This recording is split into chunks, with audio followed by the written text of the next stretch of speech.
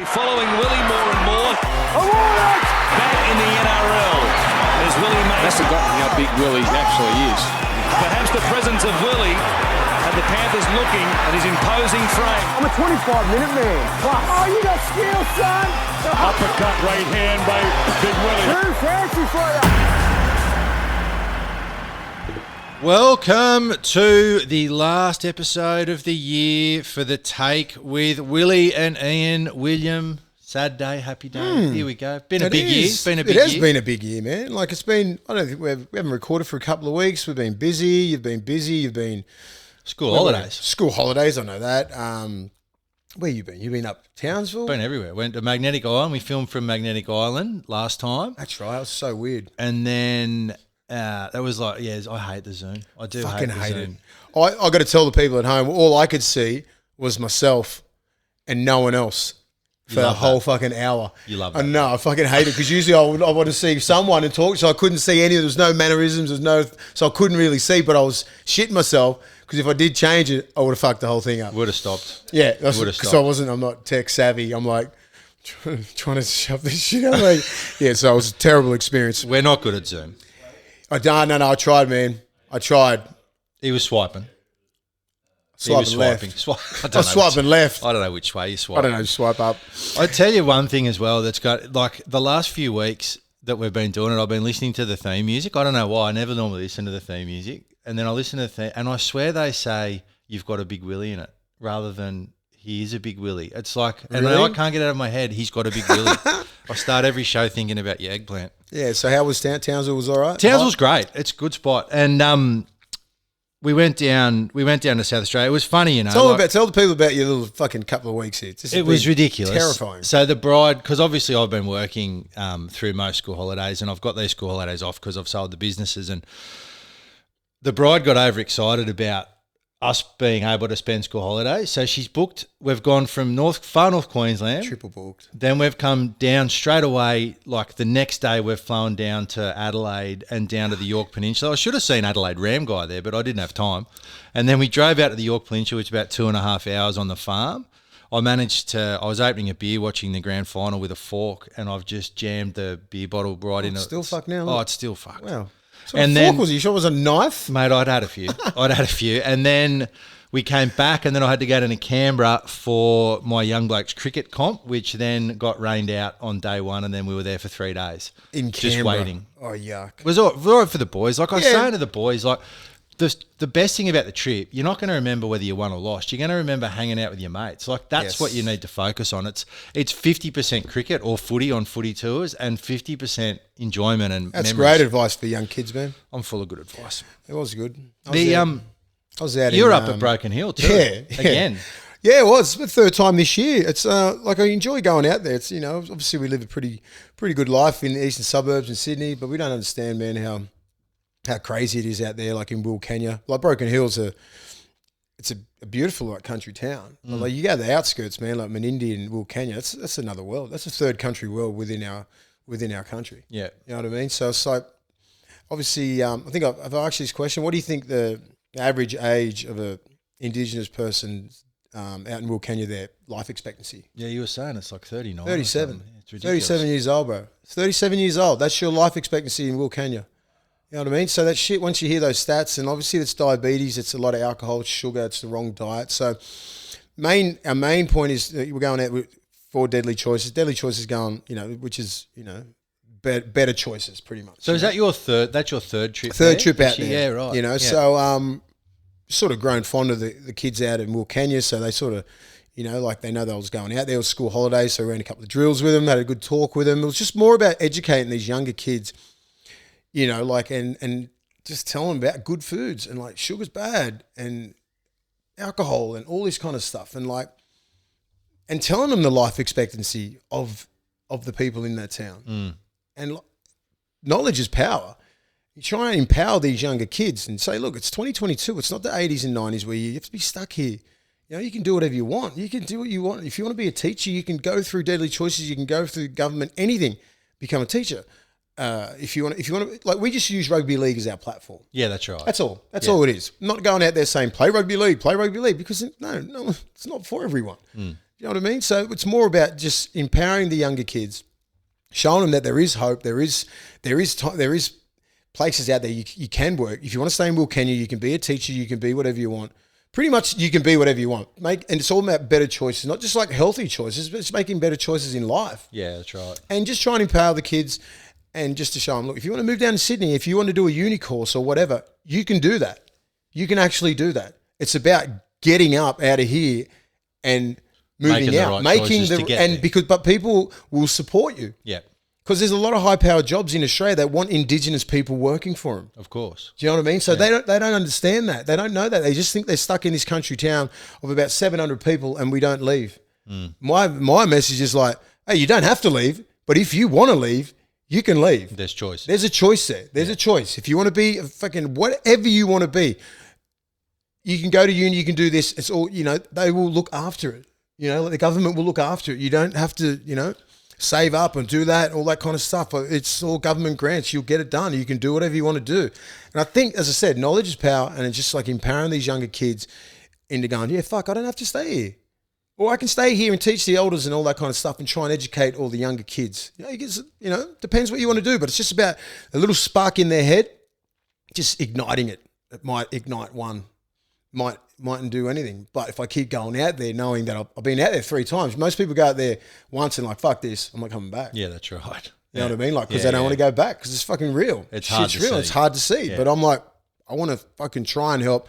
I don't think globally, I just think locally. If I can just change one kid could start a fucking whole generation of like little go-getters, man. So who knows? So that's why I like going out there. Get a lot of gratitude, man. I got like good friends down here and a good life and, but going out there is just like, damn. It's great to see programs like Deadly Choices and also Greg Inglis's Goanna Academy. They're doing this, those sort of programs. If the more people that are out there trying to help disadvantaged youth and trying to help them to understand that, life's not going to pigeonhole them unless they pigeonhole themselves. I think it's great stuff, mate. And you've been big on it this year. And mate, long may it continue. Actually, will you? It's good. It's I really enjoy it. Yeah, it's good. They're obviously all massive fans of our podcast too. That's probably why they know They do actually. So everywhere we go out there, they're big fans of the podcast. Trust me. Mate, the off season. We said the off season.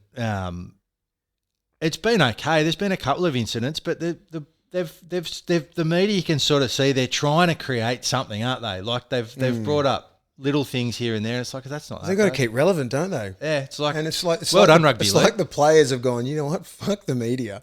Let's just give them nothing to talk about. Nothing. They really have to dig hard. They'll have to dig hard. But before it's a soap opera. Shit just happens all the time. But that's a credit to the clubs and a credit to the players. They're like, we can't afford to fuck up in pre-seasons or anything like that because the repercussions are too big now. You get sacked, man. You cost the club millions of dollars worth of sponsors and revenues. The only reason I know this is because I'm at the other side now. Yeah. You know what? It's the flip side. I'm like, I was the player. Now I'm like, I sort of see how even playing bad and everything like that affects the club. Yeah. Let alone controversy off the field, all that kind of stuff. So I sort of understand. But it's the education and the people that you put in the club to try and educate these kids from 16s all the way up to first grade. It's a culture thing. So that's why a lot of clubs have been employing people like from our generation. I think, like myself, even like guys like Andrew Ryan's back at the club, Mark O'Mealy's back at the club. And you can see through different clubs, there's guys who played in our generation that whole 2000 sort of era because we don't know anything but being pros. So I'll give people a little bit of education. So just say when I come through the game, 98, 99, I sort of got graded. So understand the game only went professional in 96. So they've had 2 years of being professional. Before that, they had jobs. And like they were my OGs. Like they couldn't tell me how to be a professional player. All they got told was like, just drink piss, go play hard, train hard, work hard, all that sort of stuff. That was their whole go. Do you know what I mean? So like that sort of dissipated around about like probably late 2000s because they were all retired by 2002, like the Ricky Stewarts, Bradley Clydes, all those guys that were guns in the 90s. And then it was our sort of torch to go with. So, like we didn't know any different at the start. So it was a bit wild at the start. And the 2000s were wild. We all had a good time, but like by the end of it, like the late 2000s, social media and all that kind of stuff, and leadership groups started coming in around about 2003 and 4, and I was always involved with those, and so I've been through a lot of shit on and off the field. You're not really going to put much past me. I reckon also you've probably only got one generation. Like, there's no point bringing like David Gillespie or some of those, because they're not going to. They grew up watching you. As I said, they don't understand. They don't understand about being a pro, like the ins and kids outs. Now, they're just names that they've heard of in the past. Whereas they've grown up watching that 04 Bulldog side or whatever. So having people of that vintage come in, it means something to these people, because they see you as not like you were someone they saw on their TV screen, someone to aspire to, but now you're actually physically there saying, here I am, this is what I went through. It's good for these. And I think it's powerful. Players. It is powerful, because like a lot of clubs are trying to do that, because I remember when I first come through, like we had guys like Terry Lamb and all the guys, but I knew those blokes as players because I was a massive fan of the 90s. I grew up in the 90s and the 80s. Like, so I knew all the players from like the 80s and 90s. You talk to an 18-year-old kid, does he know the players that I knew? Not a fucking chance. And you wouldn't have known the blokes in the 60s. No, exactly. So it's evolution, isn't it? Evolution as people and evolution as players. So like, I'm glad that I'm, back at the club and like putting, my footprint in the club and just educating these young kids on, how to be a Bulldog, what it takes to be a Bulldog, all these kind of things, because they sort of lost that in the last, 5 to 10 years. So it'll be interesting the next couple of years, but it's very gratifying being back there, especially when they're bringing Bobcat and Ogre back, blokes that I went to war with for, 8-9 years, went on kangaroo tours, played New South Wales Origin campaigns, all that kind of stuff. So they've got a good group there with Ciro as the coach, and I think Chad Randall's there. They've just got some really good people surrounding the coach, and you got obviously Gus as the big dog there. So Paul Sirinen. He's back. He's coaching. It's weird, but if you ever talk to like an 18, 19-year-old, you'd be like, remember that guy who played in the 90s? And like, if it ain't fucking Laurie, like a Ricky Stewart, or like, even they'll be like, Ricky Stewart play? Yeah, that's I mean, like, dude, he's one of the greatest halves, you know what I mean? Did Mal Meninga play with him? Mal Meninga is the coach. Yeah, that's right. You know what I mean? Like, that's the 17, 18-year-old. They're like, they don't know that, because they're not big on history. They're not history of the game. They weren't played on TV. They don't have Instagram. They don't have Facebook. They're not on Snapchat, so therefore they don't exist. Where like, you try and educate these players on other players, and like it's quite interesting. Like, because my personality, I can get along with anyone at any age. Where you could be 32, 52 or 18, I could still have a chat to you about anything. Henry doesn't like you. He's told me that Henry. Just before. So what do you reckon about this whole thing with the Dragons players not rocking up? So you talk about, the younger players and involving them in the culture of the club. I don't know about this one, because I can understand it from the perspective that, the Dragons got knocked out straight away. So you're talking like 4 or 5 weeks since the season. Like, they're going to be they're on holidays technically. So I don't have a problem with the ones that didn't turn up. There's three players turned up. They've stuck a microphone in Ben Hunt's face over at the World Cup and said, how do you feel about that? Now, Ben Hunt doesn't want to make comments about that. And they're going, oh, well, there were blokes there. Like, he obviously, from his perspective, he's going to re-sign with the or he already has signed with the, he doesn't want to throw St George under the bus and go, oh, the players didn't have to turn up because of this. So he's kind of, as a leader in that club, got to say, oh, I think it's a bad thing they didn't turn up. But is it a bad thing? I mean, for starters, presentation nights are the most boring things of all time. And going to it, there's 3 blokes turned up. Is it compulsory? Obviously, it's not compulsory. There is apparently a couple of players that were still in Sydney. I don't see that it's that big a deal. Right? I know everyone wants to say, oh, it shows that they don't support the coach. But I don't know if anyone's been to a presentation night. They are just awful. Yeah. I blame the club for putting it this late. Every team that didn't make the top 8, whether they played on Friday, Saturday or Sunday, they had the prezzo on the following Monday or Tuesday. Warriors had it the same day they played. Did they? Fucking in and out. Who cares? When you don't, and St George didn't make the 8. So I'm like, why did you hold it 4 weeks? Well, they're saying NRLW. So they say they wanted to finish the season for that. But for me, that's like, why not have their own, like, are they? The NRLW can do their own thing. Do their own thing. Are they not? You're going to hold the first grade team back. And if they want to, they're 4 weeks deep into whatever they want to do. So if you, and I hold the club accountable for this shit, and it just shows a dissension between the admin, the coaching, and the players. Yeah. Something's up there. For sure. It looks like the players don't get along with the coach don't get along with the admin. Fuck this, no respect. What that shows is a lack of respect for the club. When you have 3 people. Like, there's still 27 in that top squad. Yeah, I know. It's not like 27 added over some shit planned. And right now, you know what I mean? So that's why I blame the club. And like, it's just too far separated from the season. You're like, fuck, they don't want to go. They reckon, I don't know if it's true or not. They reckon there was a couple of blokes at the Star too. Now, if you're choosing to go to the Star Casino, and the thing was at Daltone House, which is next door. I went to the Star not that long ago. Let me tell you, it is like Middle Earth. I felt like there were orcs coming flying out. It was just horrific. If you've chosen to go to the Star by choice instead of going to your awards night, you got issues. You got massive problems. Yeah, you've got issues. I think, as I said, it just shows the lack of respect for the club because the players should have, at least 15 to 20 of them should have turned up if they cared.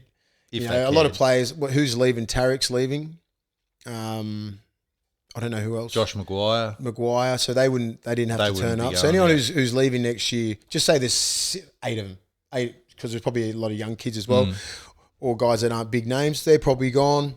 The guys that are coming in there next year don't have to be there, obviously. You know what I mean? So there could be, maybe 3 to 5 players just available. Yeah. Maybe that's the case. And the other ones just didn't give a fuck. Maybe 10 just went, you know what, I'm already going to Bali. I'm already booked to Mexico. I'm booked somewhere else. I got something on. It's October, man. It's one of the busiest months for like just players and like all their, I don't know. Like there would have been a lot of little variables to go into it, but the main thing is just lack of respect for the club and not really caring. It wasn't a priority. I've hired a caravan and I'm staying on the Central Coast. I'm going to Coogee.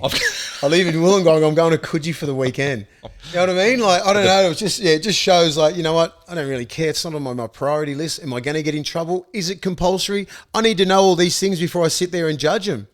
Because I want to know if it's not compulsory, I don't think I'm fucking going either. No.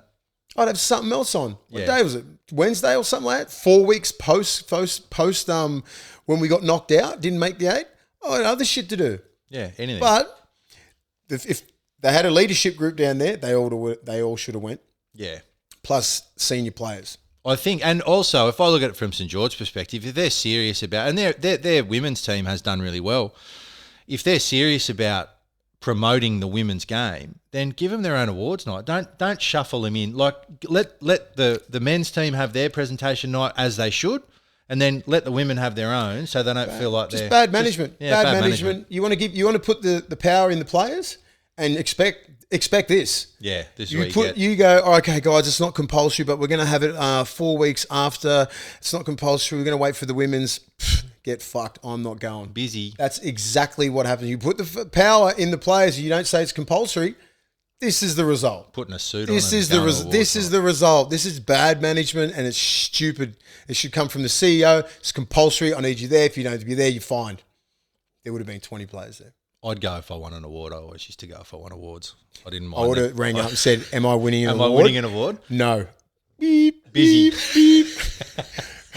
So the other club that's dealing with management issues at the moment, and St George's sort of issues pale into insignificance when you take into account the poor old Manly Sea Eagles at the moment. It is just a basket case there. And I tell you what I found really interesting, having I don't know if he's the chief. What's Sean? Oh, no, Penn's the owner. He's the owner. Coming out and basically endorsing Seabold. And coming out and going, I am saying this is what we have done. Like putting in the press, right?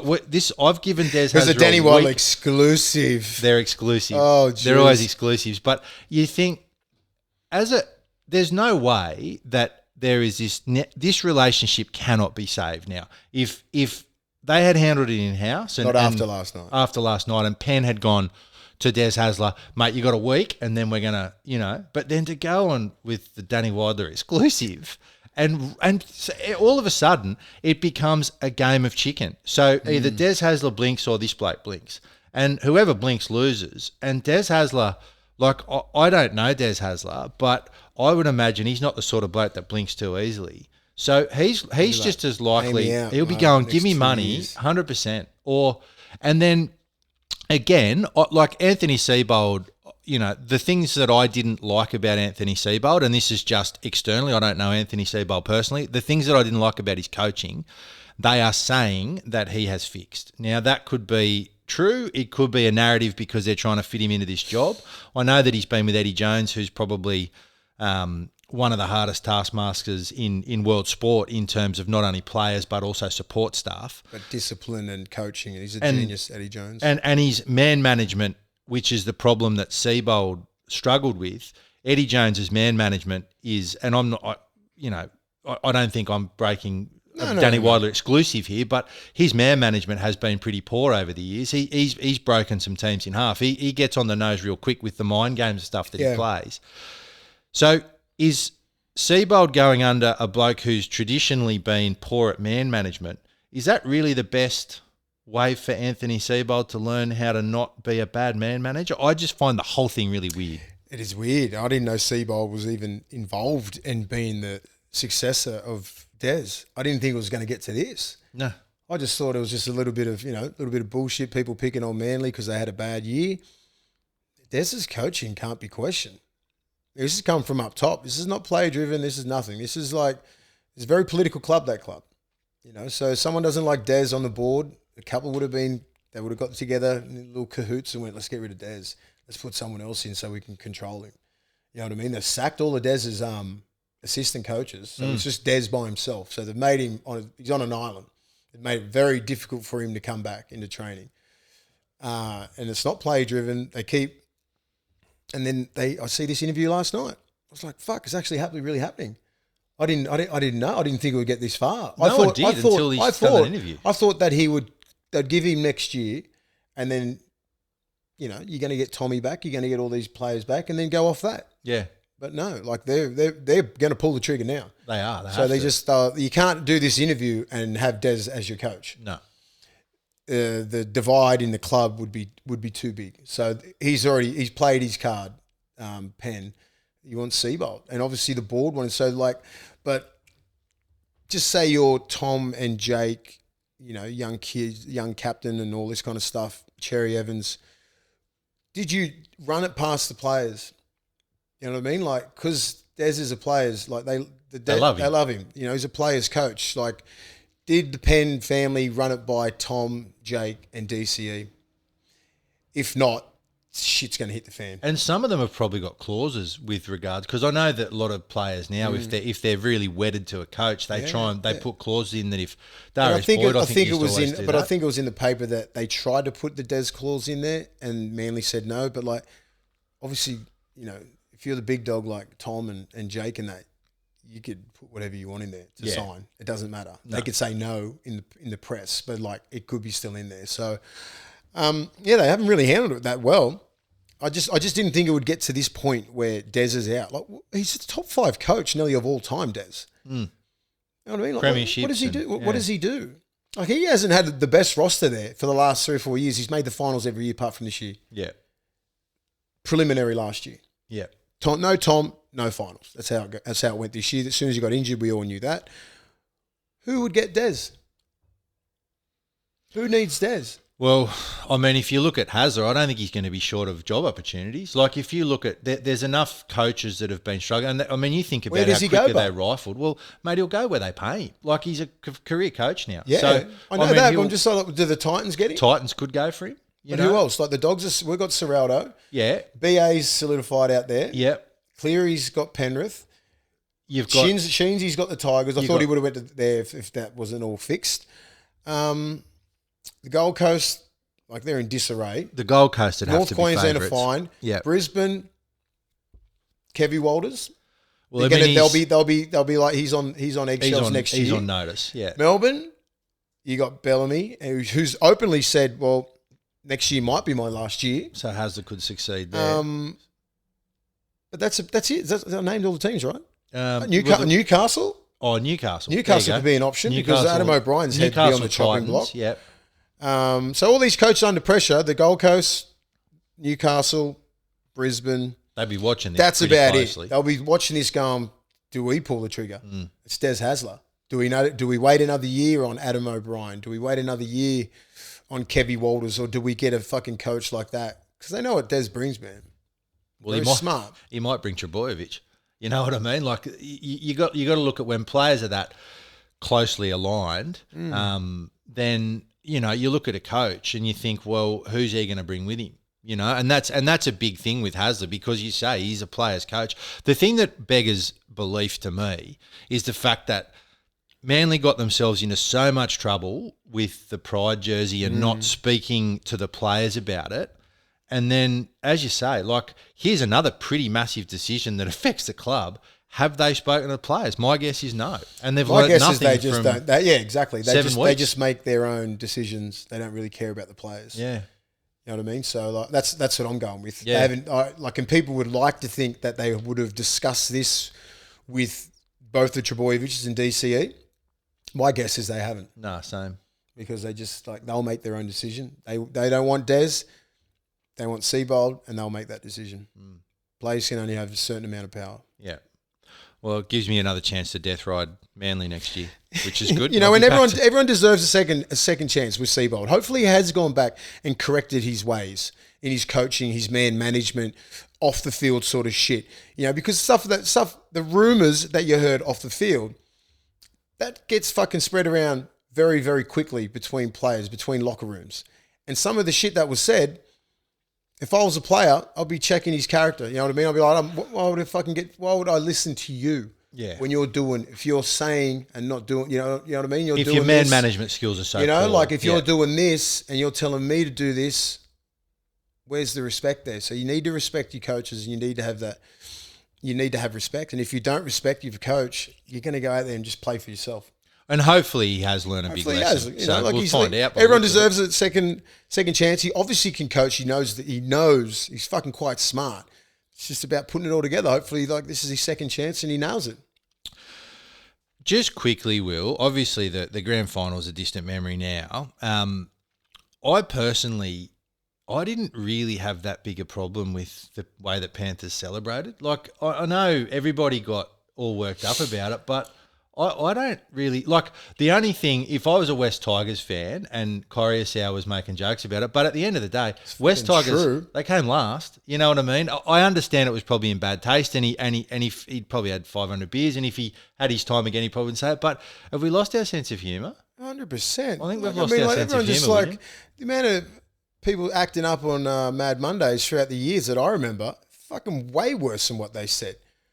Is it because they're from Western Sydney, because they're Polynesian brothers? You know what I mean? Is that it? Because they can't carry on like that? They're the best.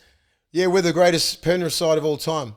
Who the fuck's going to argue with that? Well, they are. Well, what, the 91 side's going to beat them? Like, I think Paul Kemp was like, what about the 91? What about the 91 side? They would have beat them by fucking 60. And they didn't win back-to-back. They wouldn't go back-to-back. Well, 2003 side. I played against the 2003 side. That side's better than 2003. Yeah. Easily. You have a look at, just go through the teams. Go through the fucking teams. I'm not going to sit here and waste my time. I'll just go through the forward pack. I know that Penrith had a good forward pack in 2003, but you're not fucking with Fisher, Harris and Leota. Joel Clinton and Martin Lang and Prittis, they're not fucking with Fisher, Harris, Leota and Appy. Yeah. The back row, Kickow, Liam Martin, all representative players, Isaiah Yeo. They had a good back row. They had Joey Nullavow, Tony Pulatua and Trent Waterhouse. You had Craig Gower, they had Preston Campbell. You got Cleary, you got Luai. You know what I mean? You got Toto, and you got Luke Rooney. You got the other. You got you got Crichton. You got Girdler. All these sort of players, man. Like you're not going to mess with that Penrith side. Then you look at the bench. They had Shane Rodney, Luke Swain. You know, Spencer Lienu and fucking what's his name? Fucking Sorensen. You know what I mean? They're just names off the top of their head. And I'm like, and that Penrith side is so well drilled. The way they defend, the way they attack, and how clinical they are.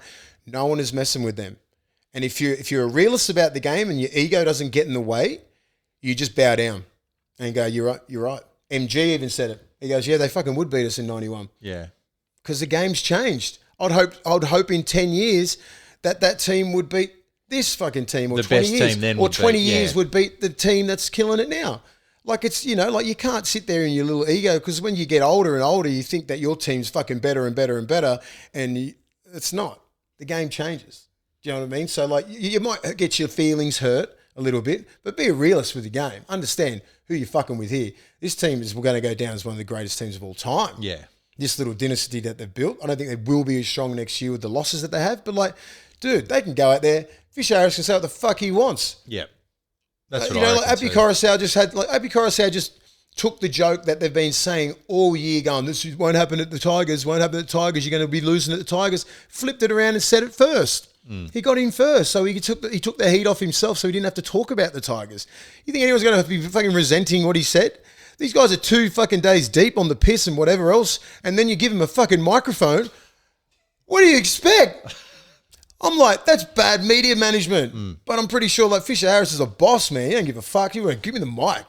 Well, he's standing We're up. fucking your house, Para our sons. Yeah, they are. We'll do something about it. You just had a chance, Para. You got fucking schooled. Well, tell me about 2004 because the fan days now. We didn't even rock up the fan day. I was we going knew to that say, shit was going to happen. Fan days, like the whole I was concept. in T2. Give it. For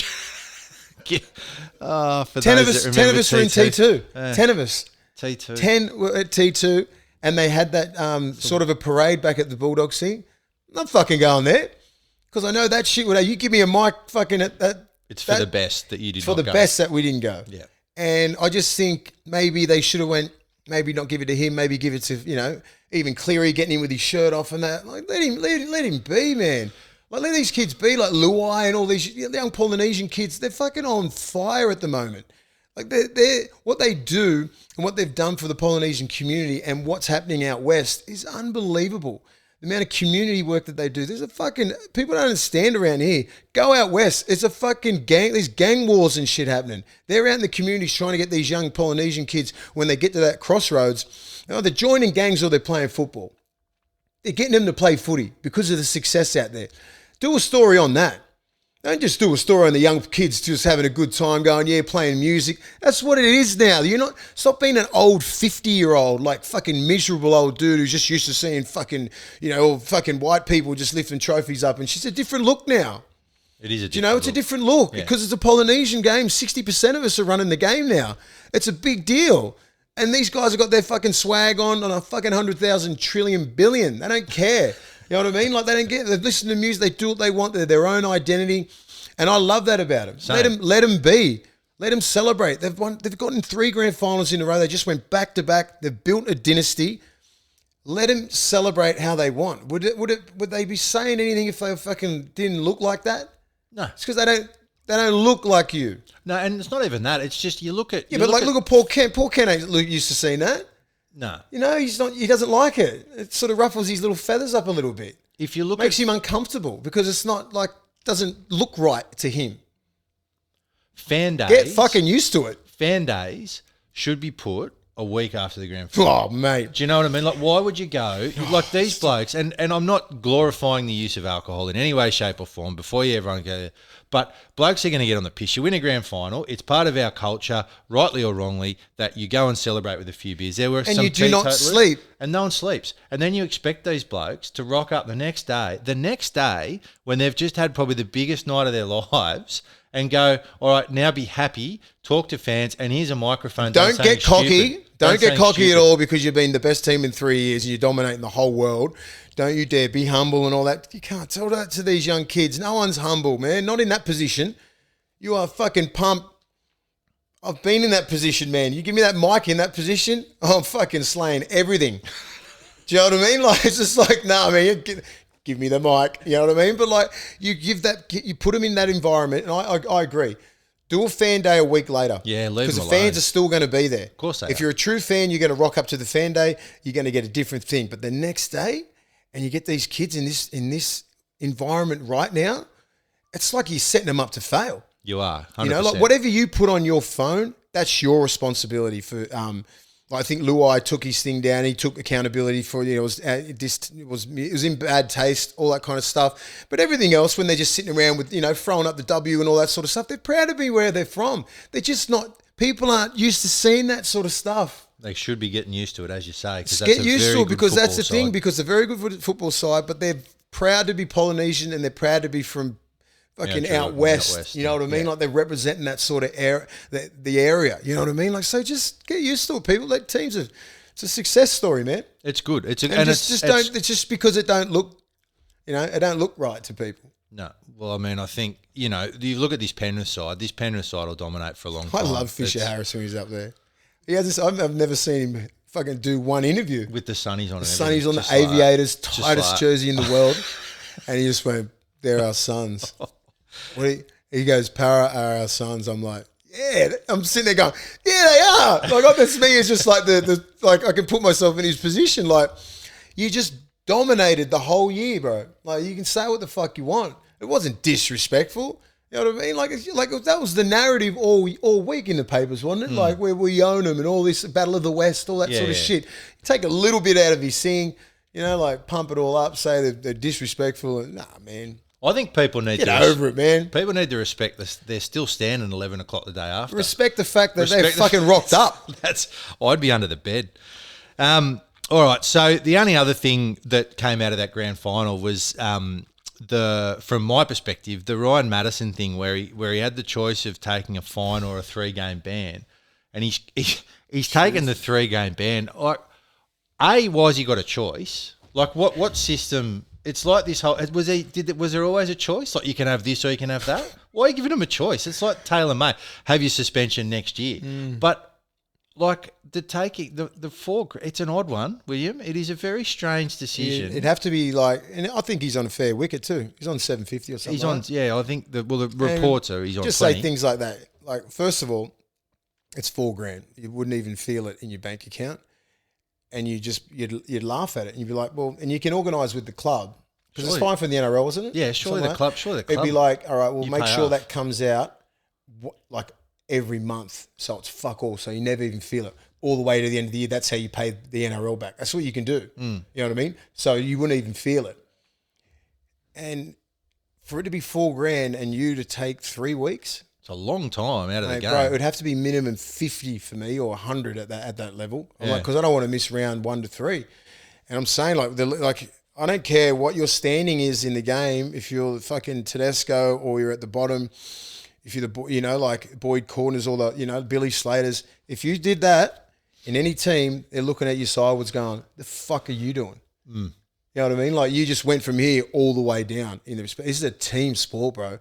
I don't care. If you're playing tennis, you want to miss the first 3 games of tennis, I don't give a fuck. You're a tennis player. But you being an integral part of our team and you not wanting to pay $4,000 just off the principle and you thought it wasn't a crusher, well, it was because you got found guilty.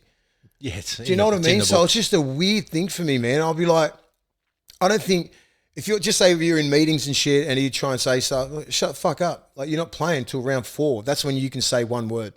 Other than that, you just train your fucking ass off and just be you. You know what I mean? I just wouldn't cop it. I just couldn't cop it. From the club's perspective too, Will. Like, if you think, just say he's earning $10,000 a week, just roughly, so him missing 3 weeks costs the club $30,000 worth of talent. Yeah, man. Right, so that's $30,000. So he's taken 4. He said, no, I'm not going to cop $4,000. But the club losing one of their players at $10,000 a week loses $30,000. I'm like, if I'm the club, I'm going. It just comes across selfish, and if that's one trait that you hate in a rugby league player in a team environment is a selfish player, and that's how it comes across, man. I'd be disappointed as hell if I was one of the senior players.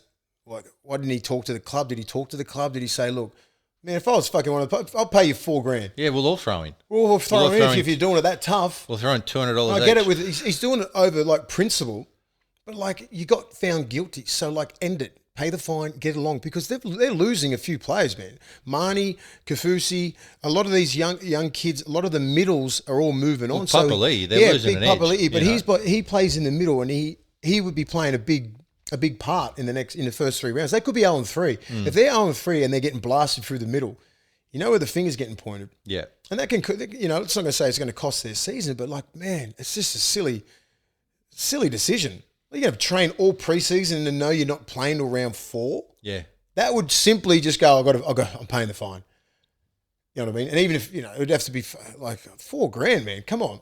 Imagine he signed with the Dolphins and then they're in their first, you know what I mean? And then he went, I'm one of their marquee signings, and I'm not paying for you for $3,000 because I wanted. All I know is that players will not be respecting him. They'll be looking at him sideways, going, "Fuck, that's just a wrong decision, man." Speaking of the Dolphins, do you see the jersey?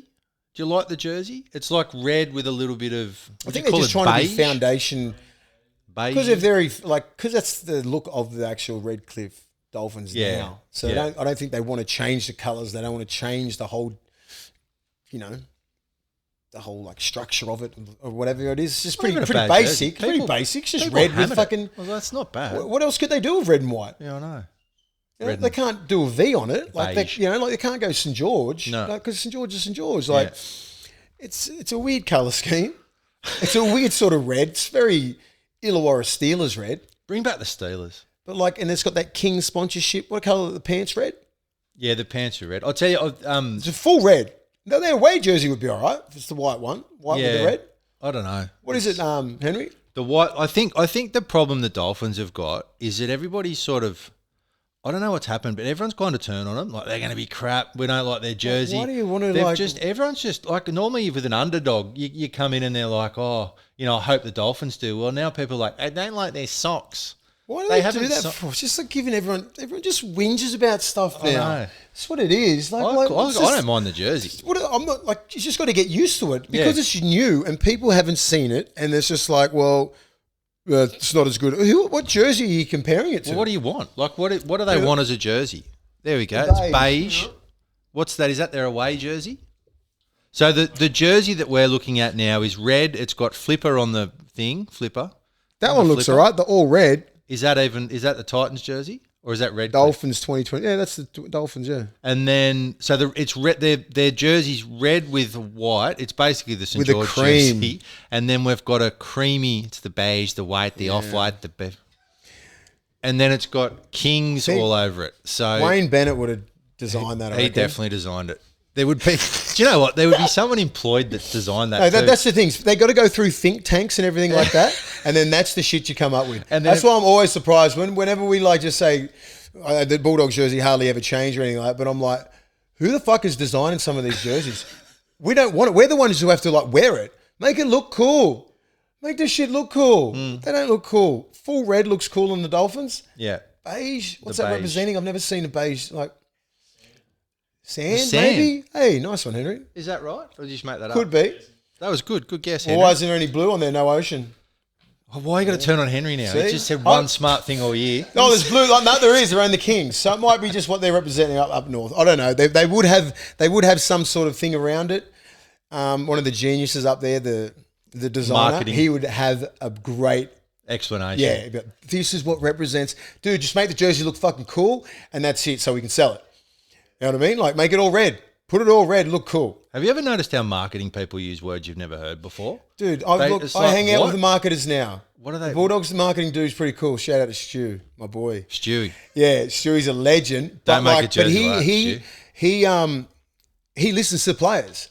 Like, he comes down, he won't design shit or ask people all this kind of stuff unless the players are happy with it. You know what I mean? Like, look at the Warriors stuff, the Warriors marketing stuff. They're fucking cool as hell. Yeah. Because they go to the players. Players know it looks cool.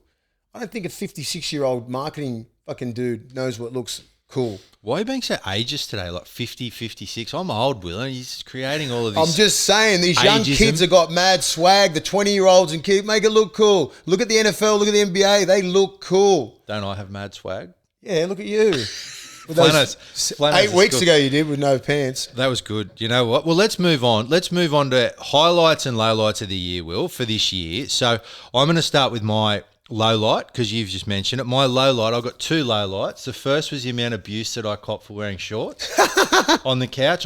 Someone said I had stick legs. I don't know if you've ever seen it. Hey, your legs aren't stick. I have got the least stick-like legs of all time. But someone said I missed leg day. I was like, I've actually been, so I've been bagged for the size of my legs. Know, oh no, it must have been the angle or something. But maybe they weren't talking about my leg. But and the other thing is, I'm going to bring it up, how much player managers and this whole new system of, it's not really a system, but like blokes signing before and the way that player managers manipulate the whole thing with Payne Haas and how everyone turned on him. My low light of the year, and it's pretty much my low light all the time, player managers are a scourge on the game and they need to be gone. Start representing yourselves. Get someone who you know, who you trust. Get someone who you trust, who can talk, and it will be fine. So no more player managers, the end. What's your highlight? My highlight was South getting brushed from Allianz Stadium. So I don't think I've been happier to see all of my South I reckon that supporters. could change, eh? It probably will. Little, but for now, yeah, all right. go South. So, mate, let's start with your highlight because we're a positive show. Yeah, my highlight was probably signing with the Bulldogs at the start of the year. I was like, all right, well, sort of was a whole new beginning for me. You know what I mean? Like, Definitely, yeah. You know, like could be a start of something that I really want to get into. You know, the last sort of 10 months is just sort of dipping my toe in there and like thinking, do I want to do it? Do I want to take this serious? Will I be good at it?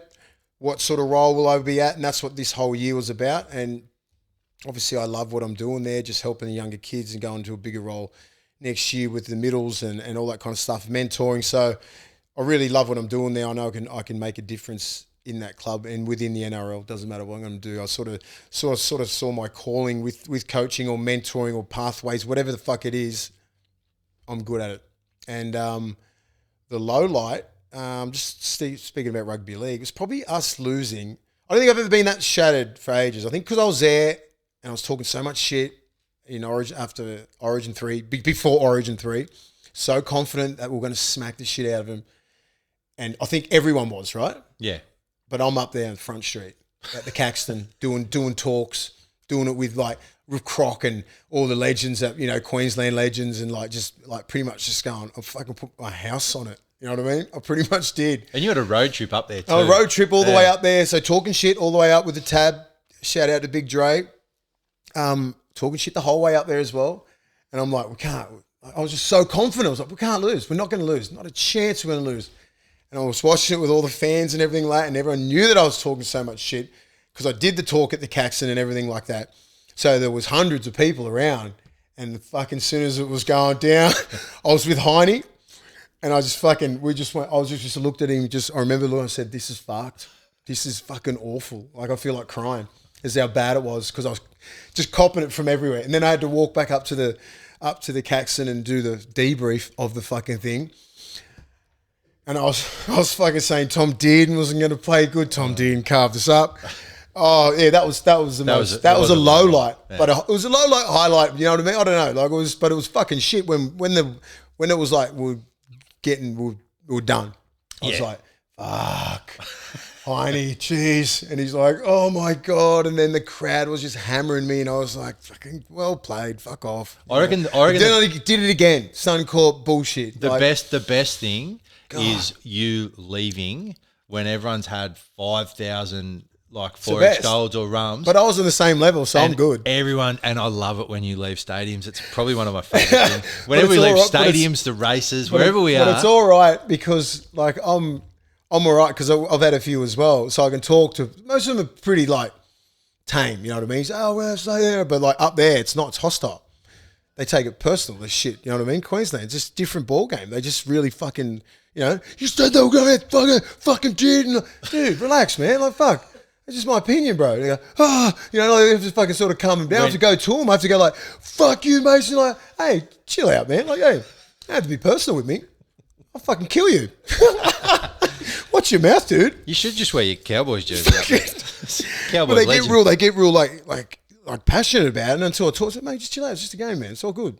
Yeah, right. Oh, okay. So fucking console them, give them a hug or something come here, man. Good on you. Go celebrate. Fuck it. Imagine if you lost. They'd probably stab you. Oh, mate. It's only when they win. Good winners. Fucking great winners. All right, William, let's do a quick preview. First of all, before we do a quick preview of the World Cup, mate, this whole thing with the numbers, I I didn't really pay much attention to it, but then I saw the Australian side get named, and they've got 1 to 24. And it's how many caps you've had, how many caps you've played. It's number 26. It's tour numbers. So Murray Tuolangi's number 24 1 to 24 on the wing. 1 to 24. So I'm you know what it goes, right? It's because of how many caps. So Tedesco's, that's the only one who it suits. So Teddy's played the most caps. Oh, so Test's in that team. Right. Is that how it works? So 1 to 20. So that's why Tuolangi hasn't played any. Right. So that's how it goes. I didn't know that. There you go. Teaching me things all the time. So I think, what are your thoughts on it? I think it looks stupid. Yeah, good. I think it looks super stupid. And what I don't like, and I'll tell you, I go back to when I was a kid. I remember getting picked in a rep side once, and because I was big, I couldn't wear my normal jersey number, so they had to give me like a number 24 or something. And I felt like a reserve. I hated it. As soon as we finished that comp, I chucked the jersey away because I was embarrassed to be wearing number 24. Yeah. You know, when I was a starter, I look at these blokes, they're playing in a World Cup. Like Tuolangi starting on the wing for Australia. And on the back, it's got 24. And his kids will probably go, didn't you start, Dad? Because it won't be like that. Do you know what I mean? This year. Like, I just find it really strange. And I think it detracts from the honour and glory of, there's no greater honour than playing for your country. And part of that is your first test jersey, you know, and all of a sudden you're number 24. I don't like it. What people need to understand is the history that comes with that jersey and the history that comes with numbers, because you're representing more than yourself. If you're donning the 7 for the first time, just say Cleary, you're representing the Andrew Johns, the Jonathan Thurston's, the Alan Langers, the Ricky Stewarts, and all the great 7s. If you're playing 6, you got fucking 22 on your back. Yeah. You know what I mean? Like your first, like Matty John said it perfectly. He goes, I think he played 3 tests. And and they had number 6 on it. It meant a lot because you got the Wally Lewises, the Brad Fittlers, and Laurie Dailies, and the great players that have played in those jerseys. Me personally, wearing number 11, knowing that Gordon Tallis and Bradley Clyde and all my favourite players, and like even like playing number 10, like Paul Harrigan, number 8, Glenn Lazarus, you can affiliate all these numbers with great players, and you fucking embellish that. You love it. You know what I mean? You sort of. You have that real proud moment, like, fuck, he wore this jersey. You know, Wally Lewis wore number 6. You know what I mean? Like, great front rowers and back rowers, you know, centers. Like, Mal Meninga wore number 3. Like, that's a big fucking deal. It means something. It means something. Yeah. Number 1, you know, like, Tedesco's the only one who's fucking ironically lucked in, I suppose. I mean, like, you know, like, he's going to be up there with those names, you know, but Billy Slater's, the Minicellos, the Graham Langlands, and all these great players like Reg Gazier's wearing number 3 and 4, and all these backs that have such great players wear and represent that jersey. It's bigger than just a number. You know what I mean? Like, there's a lot of history involved in that Australian jersey. People played through during the wars, 2 wars with those jerseys. Yeah. You know, in 1908 it started. So it's like, there's more than that, and I'm not sure if it's a marketing fucking ploy or what it is, or, you know, it's not like it's dumb. It's not like any other, any other World Cup teams. Is it doing just the Australian team? It's just the Australian team. So it's not. No, oh, that's everyone. So everyone else is 1 to 17, and as That's I said, dumb. like, if you're playing your first test, like Tuolangi, he's been wearing 2 or 5 all year. His number's 5. He wants to wear 5 for Queensland, for Queensland and Australia and his club. Do you know what I mean? Like, if you're wearing 6, like Munster wants to wear 6. Yeah. DCE wants to wear 7. Fucking Cleary wants to wear 7. That's up to the selectors. The 9, you know, like Harry Grant wants to wear 9. Like, I just think they've really got it wrong. So because it means more than just, as I said, like, the numbers are a big thing. Like, when especially when you're starting. When you're starting back row for Australia, if you're starting fucking anything like, even if you're playing your first test, you're coming off the bench, you know it's 14 to 17. But if you're starting in the forwards, if you're starting in the backs, where there's a lot of debutants this week, you're wearing a fucking 22 and a 7 and an 8, like, fuck off. Like, give me my proper number. That's what I reckon too. You know, like, it's more than that. I don't know what their ploy is. I don't understand anything. Because it's not like the whole World Cup's doing it. No. Like, how do you imagine being just say some of the Pommies over there who, you know, some of these guys aren't household names like the Aussie teams were. Like Nanai's playing his first game, Tuolangi. They've got fucking different numbers on, like 22, and they're going to have to like call it like the NFL, like great play by 11, great play by 6. Yeah. What a great play by the 6. You know, number 6, they'll have to call them by each number, unless they, you know Tedesco, and that's about it, because he's number 1 all the time. But, you know, like the guys, the Pommy blokes who will be calling the games, you know, I think Vossi and that's going to be over there as well, so they'll know all the names. But you'd be looking at it going, who's 24? You know, like who's number 17 playing in the centres? Why is number 24 starting? You know what I mean? Like, it's, you know, it's, I don't know. It's weird. But so who do you, honestly, Will, I reckon this is pretty wide open, this World Cup. I tend to think, if I had to put money on it, I'd probably be putting my money on New Zealand. I think New Zealand have got a do you reckon they'll beat Australia in that semi-final? I reckon they can. They can, yeah. I reckon they can. If you look at that side, I just think I just really like that New Zealand side, to be honest. And I think it'll be a really the other side will be Tonga, Samoa, and England. Yep. One of those will come through that side, and the other side you got Australia and New Zealand. Pretty much. New Zealand, yeah. I think the elements is going to come into it. I don't think I understand how shitty it is over there right now. It's fucking miserable in the north of England. Yeah. Miserable. Always. Freezing cold. Weather is fucked. Not disrespecting England. I've been up there, kangaroo tours and all that kind of stuff, but I know what they're in for. I think the Pommies they got a decent side. Yeah, they do. They have a decent side, and they're used to. They just finished the season there. They have a lot of these St Helens players coming in through their team. A lot of the Aussie guys are over there. Like you got, I think Bateman. He's going to be there. Elliot Whitehead. A few of the Aussie blokes that play over here will be over there. Mixed in with a lot of those Pommy blokes who were used to the short in goals, who were used to the sidelines, used to how the ball bounces and everything like that. Different rules over there. They don't have the 6 to go and all that sort of shit. So when you kick it out as a scrum, be a lot slower. Won't suit the Aussies. You know what I mean? So it'll be slower. Like it might suit a bigger team. The Samoans might be all right coming out of that edge. But slippery conditions means ball security, right? Where flamboyant Fijians, Tongans, Samoans, even New Zealand to a certain standard, they like offloads. Yeah. You know what I mean? So you're going to have to be playing very smart. And you'll play to the elements. It's not like it's raining or anything like that, but it could be rain, but it's just more miserable. It's cold. It's the ball is just slippery. So it takes that rule, people holding the fucking NRL ball like a tennis ball. Yeah. It takes that out. There's to be more, hitting on the ball, slippage, all that kind of stuff. The grounds aren't as grippy as it over here when you're bouncing off both feet. So when coming out of yardage, it's going to be hard for guys to get good meters. Where the Aussie teams won't worry about that, neither New Zealand or even the Samoa or Tonga, because we've been trained in that. Yeah. Where the Pommies might struggle coming out of yardage because they're not used to that. The way that we've been fucking attacking over here. We attack in defence. So, but to come out of that other thing with the England, Tonga, Samoa, I think England might come out of it. You reckon? Simply because they'll just play, I don't want them to but because of the conditions, and they are fucking tough. Yeah. And they have got a good side. And I think it might be, it's going to be hard. It'll be very hard. Who wins it? The actual World Cup? Yep. Fuck. Whoever wins out of New Zealand and Australia. Yeah. It's going to be hard. I think Australia should. I just think they've lost that fear factor now. Yeah. They've definitely lost it. With but you can use that. But you can use that as a power. Yeah. That's what Mal will be installing him. That's what all the assistant coaches will be doing. That's what all the the leaders in that Aussie team will be saying. People are downing us. People don't think we're their same Aussie team because they're missing a fucking. Probably about 8 players that could be in there playing for other teams. Yeah. Which is great. Which is great, but I'm just saying, I think if you're going to ever beat Australia, it'd be now. Time. And then fucking World Cup.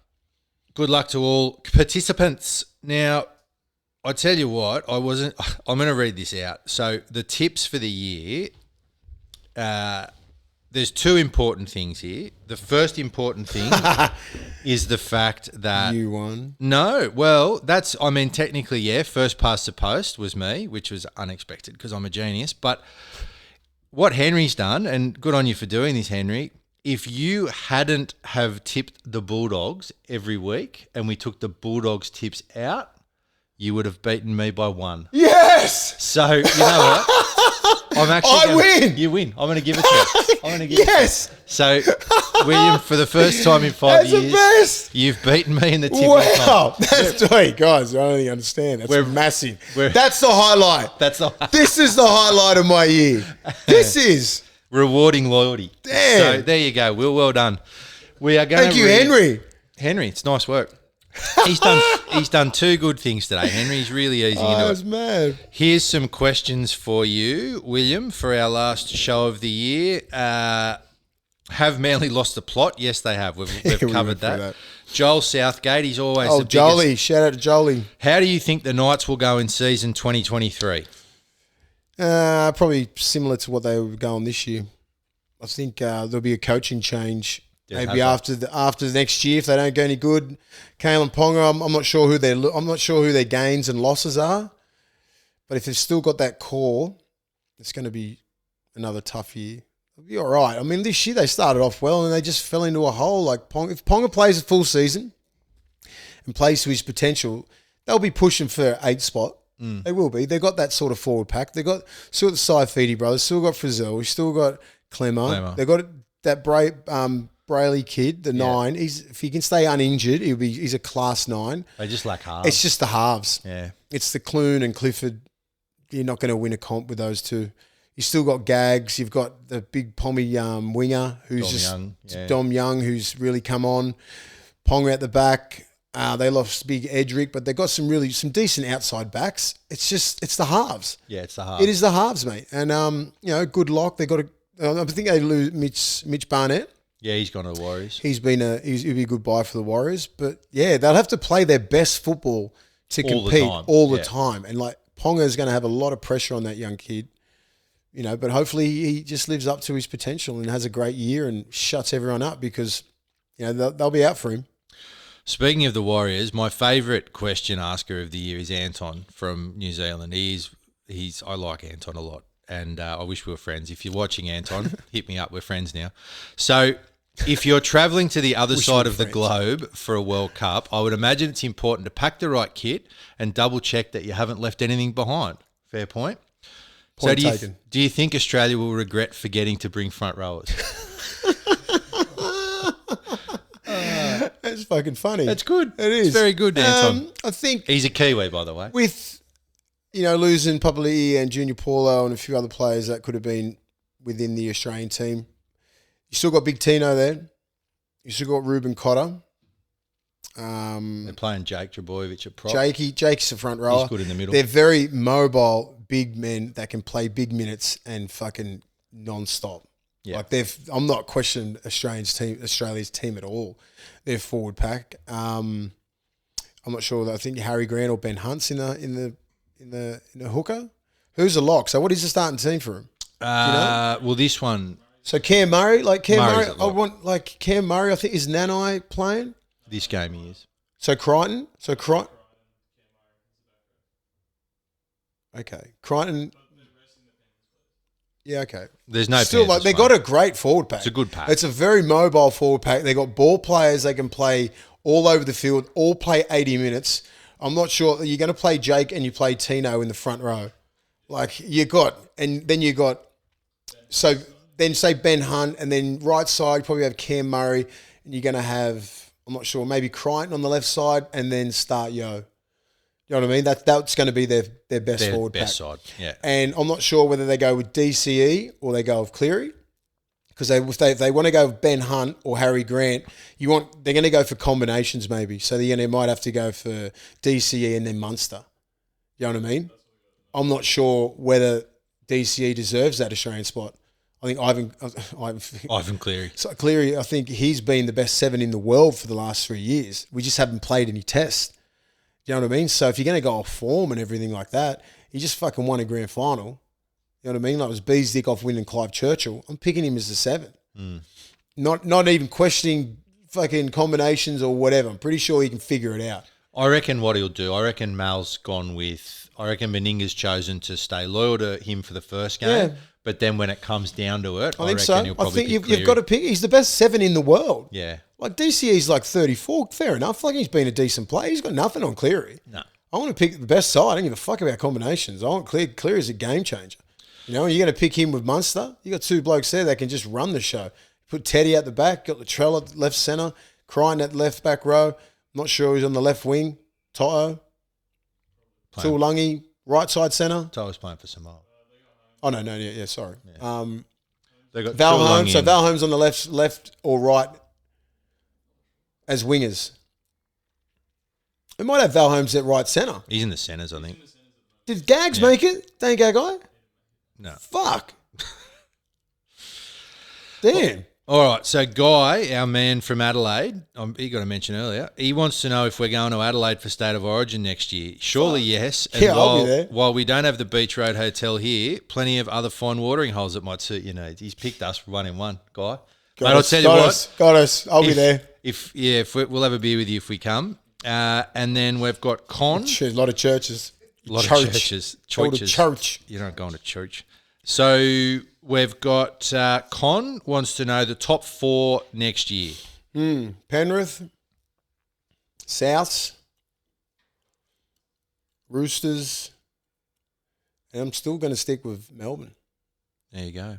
I don't think Melbourne, they've got Tarek and they've got some Katoas and, just having Munster back there. Still got Jerome Hughes, still got Pappenhausen coming back. That core, Harry Grant, Jerome Hughes, Munster, Pappenhausen is still probably the top best. two Probably or the best three. spine. You know? So keep that on the field and they'll be all right. They've still got some good players. I mean, they've lost some players, but like they'll fit into that Melbourne system. They'll figure it out. Well, that concludes this year, unless we have a whatever. We'll do some World Cup or We'll something. do some stuff. Yeah, we'll do some stuff. But make sure we'll still be on Twitter. Get on the web page on the Masons Take whatever it is .com.au. But hit us up on Twitter. You got any questions? We'll still be tweeting. William's still his head will be seen. We'll be around. So thank you very much to everyone for tuning in. We've had a good year. We've loved being here. You guys are a huge support to us, and we love doing it. And we'll see you soon. Yeah. They'll be following Willie more and more. Back in the NRL is Willie Mason. I've forgotten how big Willie actually is. Perhaps the presence of Willie had the Panthers looking at his imposing frame. I'm a 25-minute man. Oh, you got skill, son. Uppercut right hand by Big Willie. Too fancy for you.